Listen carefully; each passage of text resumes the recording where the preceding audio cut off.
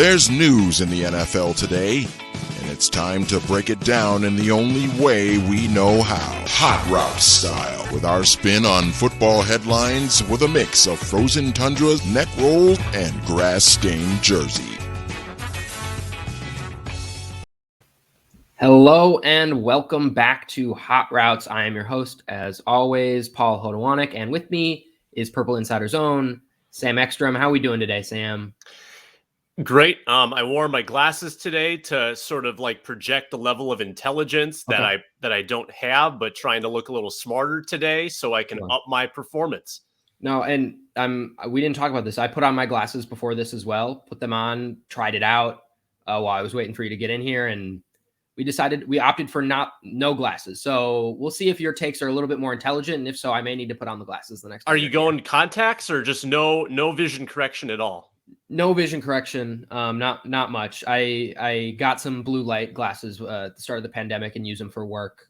So put them on. Didn't have a headache yet today, so didn't need them, but thought maybe I could look a little smarter. Didn't opt to do it, so we will see. I guess today we'll decide whether I should have. You can grade my takes at the end and say glasses might have helped. Yeah, should have gone blue light. Yeah, all right. I see how it is.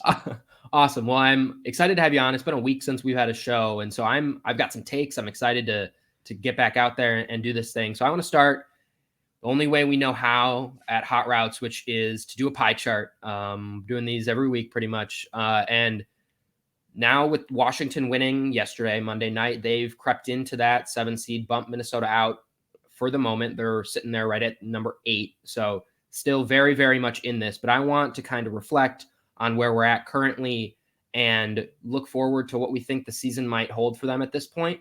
And so I want a pie chart from you, and your options are they're going to make the playoffs and win at least one game. So they've got a chance to win a game in there. You think they're going to do that? 2 is they're going to make the playoffs, but they're going to lose right away. 3 is just miss out. And then 4 is bottom out. So I wonder how you kind of see the likelihood of each of those scenarios. All right, so check me on my numbers here. I've got 11% that they will make the playoffs and win a game. You're making it hard on yourself with these numbers, but okay, I'm ready. I mean, I got to go with, when people ask me for predictions, I go with weird scores. When people ask me for pie charts, I go with kind of odd numbered sizes of slivers. I just have to do it. I think 11% they make the playoffs and win a game, and that percentage dropped in light of recent events with obviously the loss to San Francisco, but the injury situation. That's my lowest chunk of the pie. Making the playoffs and losing right away, I think, is a sizable piece of the pie. I think that's about 44%. I still don't trust Taylor Heinicke. I think Washington has a decent roster and a good coach and a good defense, but I don't think Heinicke is going to go on a run. I mean, I've seen the numbers. You can't convince me that he is the one fueling their success. And even last night, they scored 17 points. I mean, ho-hum, honestly. And it should have been more. It should have been a catch at the end to Logan Thomas. I will give them that. But I'm still not convinced that Heinicke is going to fuel Washington to winning that 7 seed. I still think the Vikings are favorites for that. So making the playoffs, good chance. Barely missing the playoffs, 26%. I think that, obviously it's not just Washington. It's the 4-way tie that they're in with New Orleans, who I think is bad. Without Jameis. Atlanta is lurking. The Panthers are half a game back. The Eagles are the team that I was actually most afraid of, and they went and lost to the Giants. So they're a half a game back as well. And then obviously the Bears have a chance to, I guess, beat the Vikings a couple times if they want to get back in the race. But bottoming out, that's the interesting one. I have it at 19% to round out the pie chart because they're starting to look like last year's roster on defense with the myriad injuries on the defensive line. Now Peterson is on the COVID list. Anthony Barr might be out for some time. We don't know. And, obviously if this COVID virus keeps spreading around the team and a couple more key players get bit, they could be looking at a couple losses and that could send them reeling. I mean, it's not going to take much to oust this team from contention. It would only take like a loss against Chicago and Pittsburgh, and boom, you're 6-8 and you're sitting on the outside looking in. And I'm including a win in Detroit in that mix.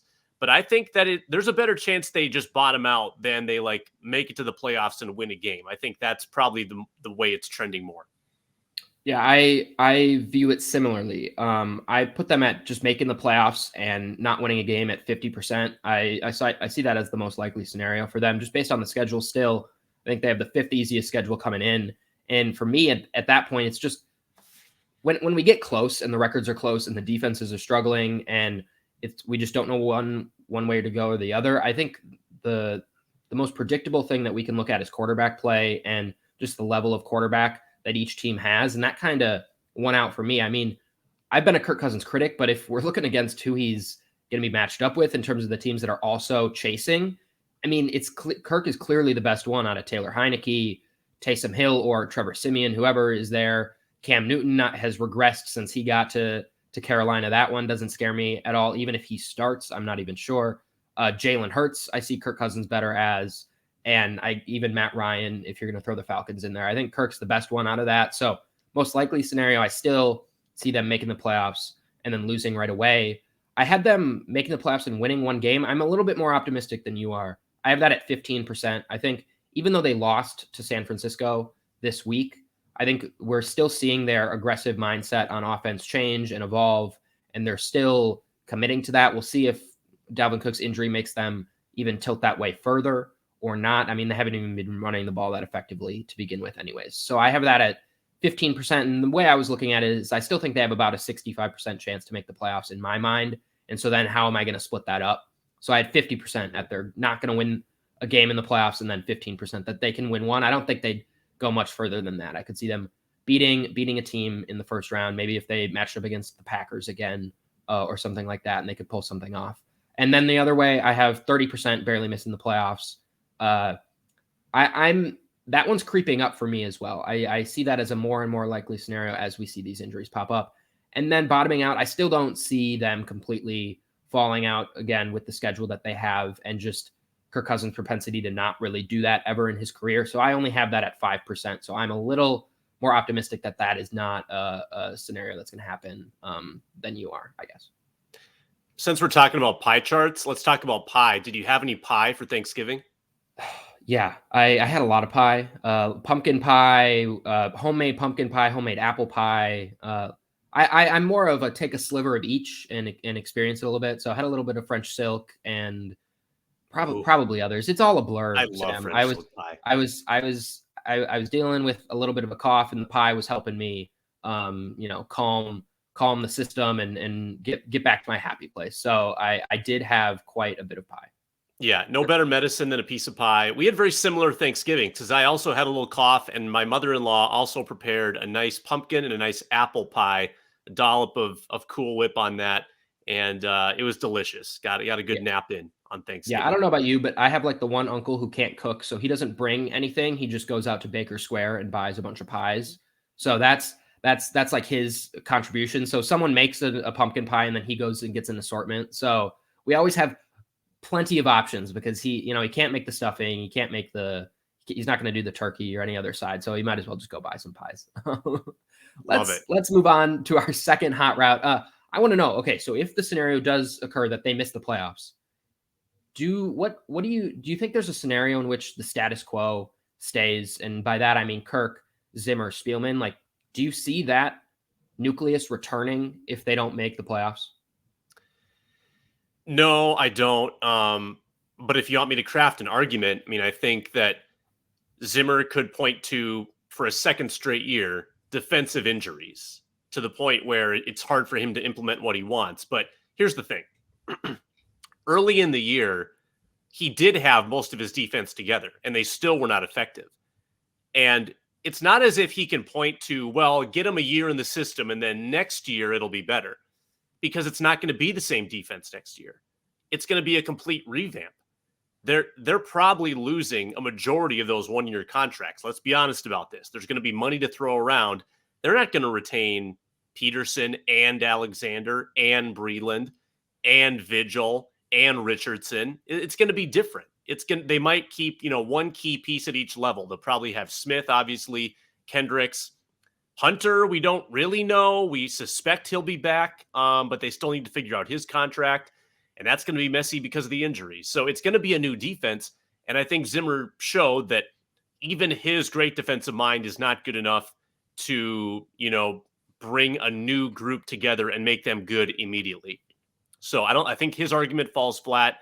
I think Kirk could be back, but just because of his contract situation, I think he would have probably a new coach and maybe even a new general manager. And he might be a lame duck quarterback, and that might actually help the Vikings tank if that's the route they're going, if they're going to bottom out next year.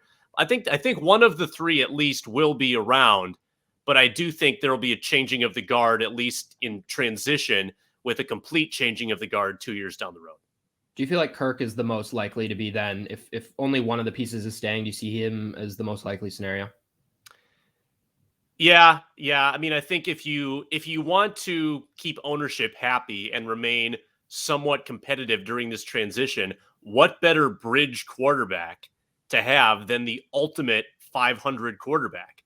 And then you roll the dice that your new coach could squeeze a couple extra wins out of him, and maybe you stumble into a 10-win season. I mean, that's totally possible. Because you can't really get worse defensively. So if you just happen to make a couple key signings with that revamped defense I'm talking about, you could just stumble into a successful year, even with Kirk in the last year of his deal. And then if he's bad, his money comes off the books, and then your major players in 2023 free agency. So I think that's a likely scenario. Yeah, and I think even if they make the playoffs, I think it's very much like the New Orleans Saints year, that they'd have to win a game or more for me to feel comfortable like everything's going to stay pat. I feel like the Wolves probably learned from that experience of, okay, we're going to hold on to him just because of one game, and you'd like to think they wouldn't continue to do that going forward. But I could see that as a possibility. If they do win a game, then maybe you start to bring everyone back. But if they get blown out in the playoffs, I think much of that stands, and I agree completely with what you said. So we will move on to our third question. And this one was sparked a little bit from just the game that was going on alongside the Vikings with the 49ers, the Rams and Packers. And there's kind of been an argument that I saw break out on Twitter was Matt LaFleur or Sean McVay. Who would you rather have? And so I wanted to broaden the question a little bit to excluding Bill Belichick. If we're going to take that one away, what head coach would you pick to start a franchise with? So the answer between those two, I think, has to be McVay, because we've seen McVay win with Jared Goff, and we've seen what Jared Goff looks like without Sean McVay. And we've also seen the Rams have really good defenses with Sean McVay. We've seen them have good special teams like that. That's a pretty well-rounded team, and he gets given everything by their management, right? They bring him stars to play with constantly because they just give up first-round picks like Halloween candy. So I think of those two, it's McVay. But if it's me, I have a soft spot for John Harbaugh. I think Harbaugh brings the old school approach, like, and the experience, having done it for so long, with a new school mentality. He was ahead of the curve on mobile quarterbacks. He's ahead of the curve on fourth down aggressiveness. And he's not strictly an offensive mind or a defensive mind. He's just a good head coach that values all of it. And I think he's got the bedside manner to sort of like bring a team through tumultuous moments in the season. I think he's got a great relationship with his quarterback, which is vital. I just think he's an all-around good head coach. His teams typically do well in the playoffs. He's won a Super Bowl. He's, believe it or not, he's 59. He's almost 60 years old, which I think people assume he's younger. But I would still go with Harbaugh, I think, to like sort of understand how to handle like those down moments in a season and then to come out of that. I think he's been through so much. 140 career wins. I like Harbaugh. Yeah, I agree with you on the McVay over LaFleur. I think that might be a little bit of a jump in of the gun, especially because LaFleur's only had Rodgers. We haven't seen him with any other quarterback. I mean, I think there are fair criticisms of McVay in the way he manages a game, and just he's a little bit less likely to go for it on fourth down than most coaches. He's a little bit antiquated in that, but I think you can't argue with the results. I'm going to go a little bit different direction, but same kind of mindset as you. I'm going Mike Tomlin for the Steelers. I think he's kind of criminally underrated for what he's been able to do. And I mean, they haven't been great this year, but the fact that they're getting any wins out of Big Ben, I don't know how much you've been able to watch of that. I've caught snippets, and every time Big Ben is barely doing anything out there. And the fact that they continue to win games, they've done it in the past with inferior quarterbacks, and they continue to really never dip below 500. So I think he, again, is one of those culture guys that you bring in right away. You feel really, really good about, and I feel good about his ability to adapt.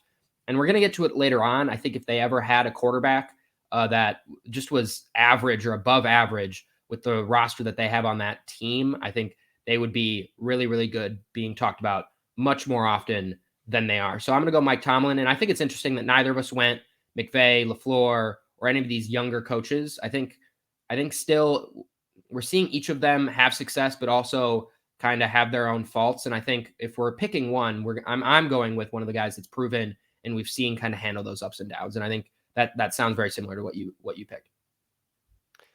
Yeah, I mean, I just think that even the young coaches are still sort of shackled to the success of their quarterback to some extent. I mean, Kingsbury didn't get good until Murray got good, right? LaFleur has had Rodgers. McVay, decided that they needed Stafford to get more out of that team to upgrade from Goff. That's sort of the story all around the NFL is that, I mean, I think we've learned that the quarterback is still more important than the head coach. The head coach can get you over the top, but the quarterback is sort of the baseline and the heartbeat of your team. And that's really what's most important. So if you have a coach that can win with average quarterback play or even below average quarterback play, I mean, that tells you something. Look at Stefanski with Mayfield dropping off. I mean, Stefanski is suddenly a 500 coach and Cleveland is mad at him. That's just how things work. All right, let's jump to our fourth hot route, which, going back to that Monday night game, Russ has continued to not look great. And my just overall assessment of that is he's hurt, it's not working, and time seems to be running out for Seattle and the core that they have, whether that's Pete Carroll or Russell Wilson. He wanted out before the season. I feel like that isn't going to change this offseason. And I mean, that gives a little bit of a preview of my answer, but I want to know for you, where do you think Russell Wilson will be week 1 next season? What team is he starting for? QB swap with the Las Vegas Raiders. Raiders are top 10 in cap space next year. They could absorb the difference between Derek Carr and Russell Wilson's salary, which is $18 million. And the Seahawks desperately need high picks, right? So, because they gave up their first in the Jamal Adams trade. So they're probably going to ask for a first from Las Vegas and give them Wilson. Might end up getting a second because Wilson is still kind of old and expensive. But that's a clear upgrade for the Raiders. Even though, Carr had a great game on Thanksgiving, he still is one of those up and down, kind of Matt Ryan, Kirk Cousins level quarterback. And I think the Raiders want to be aggressive. I think they're in the new stadium. They've got the flash of Las Vegas, and they have some talent on that roster. They've gone through some really tumultuous times, but I think that they would want Wilson. And I think Sierra she can do a residency in Vegas. I think it works out great for them. So I'm going to go the Raiders. And it's not like either team is bound to that for the long term. I think that there's 2 years left on the Wilson deal, 1 year left on the Carr deal. It's sort of a short-term play on both sides. I think it works out. Yeah, I was not thinking about what Sierra would do in the new city. And so I think that's where the glasses are coming in. You're thinking one step ahead there and already planning out her residency. That was going to be my second pick. But I think the first one is going back to the Steelers. I think they should take a crack at Russell Wilson. Why wouldn't you? Big Ben, again, his contract would come off the books if he retired, as I think that would presumably be how he would go. And so at that point, they've got cap space to spend, and they have a roster around that's ready to go now with that defense and with the weapons he has around him. I'd love to see Russell Wilson with Chase Claypool and Najee Harris and Deontay Johnson and Pat Freiermuth. I think that would be the weapons he's looking for. It would be the organizational stability that he's looking for probably. But yeah, I think the Raiders are a really, really good possibility because before the season, he had a list of teams. And if you will remember, it was the Bears, no longer an option. The Cowboys, no longer an option. And then I think there was one other team. The Saints. So the Saints is, I guess, maybe an option for them. But the way that they just paid Taysom Hill, I'm not sure. So yeah, and then it was the Raiders. Mm-hmm. So the Raiders have kind of always been a team that he's been thinking about. And yeah, I think Derek Carr would give them kind of Seattle a floor that they could work with while they were trying to rebuild and kind of at least have a potential guy that you can go to, especially in a quarterback draft class that's not great, assuming you're getting picks those are probably in the back of the first round for any team or mid first round. You're probably not getting a quarterback there, one that you like much at all. So I think the option of going and getting Derek Carr is a really, really attractive option for them. So yeah, that was going to be one. You took that one, but I think the Steelers is another really, really good option. I guess the Broncos are also a team that could be in there for that as well. Let's jump to our final question because I saw an article today from PFF about Mac Jones, and everyone's Mac Jones crazy right now. He's playing really well, really well. The Patriots are playing really well. And they brought out one of my favorite phrases, which is he throws a very, very catchable ball, Sam. I mean, you could stand there for hours and catch balls from Mac Jones. Kendrick Bourne said it's like a pillow, which I think is ripe for a little Deflategate joke there. So maybe you don't want to say that, but just one of my all-time phrases, he throws a very, very catchable ball. So I want to hear from you. What are your favorite, what are the funniest, stupidest football phrases that we use for analyzing players? Yeah, that reminds me of another bedroom analogy, Paul, where Kirk Cousins, we're talking about pillows, Kirk Cousins said that throwing to Kyle Rudolph was like throwing to a mattress. That like, because his hands were so soft. Yeah. Kind of the opposite of the easily catchable ball. It was like soft hands, right?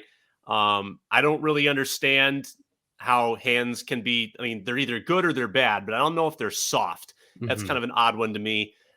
Carrying his pads. He carries his pads well. So, okay, he's fast. That's a weird way of saying it. And then whenever we say someone's big, we always add the word physical. They're big and physical, right? Like the two have to be combined. But I've seen a lot of soft big guys, and I've seen a lot of little guys that are pretty darn physical. I don't think the two need to be so intertwined as they are.